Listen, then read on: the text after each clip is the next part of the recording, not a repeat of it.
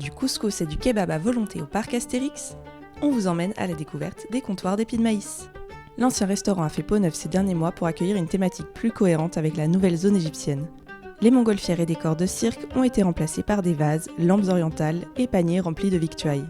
Quelques éléments ont tout de même été conservés, comme la gigantesque lune ou encore la boule à facettes, alors qu'Épis de Maïs veille au grain sur le buffet central. En parlant de buffet, partons à la découverte des victuailles. Comme pour le cirque, le buffet des entrées s'organise en plusieurs sections. Le maraîcher, le poissonnier et le charcutier. On retrouve dans les grandes lignes les mêmes entrées que dans l'ancien buffet, avec quelques nouveaux produits comme des feuilles de vigne. Pour les plats, si certains classiques font leur retour, il y a pas mal de changements avec l'ajout de falafel, couscous, merguez et autres tagines d'agneau.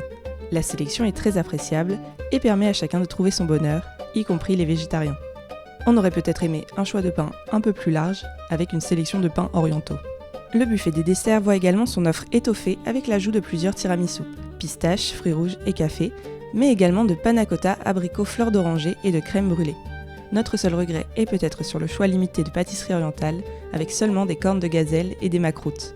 En bref, l'expérience globale est très sympathique et plus cohérente avec le reste de la zone extérieure. Si quelques couacs d'organisation ont eu lieu, notamment au niveau de la gestion des réservations et du service des boissons, on imagine que tout ceci rentrera dans l'ordre très prochainement. Dis-nous en commentaire si tu as envie de tester les comptoirs d'épis de maïs et ce qui te donne le plus faim. Et abonne-toi pour plus de contenu par Astérix.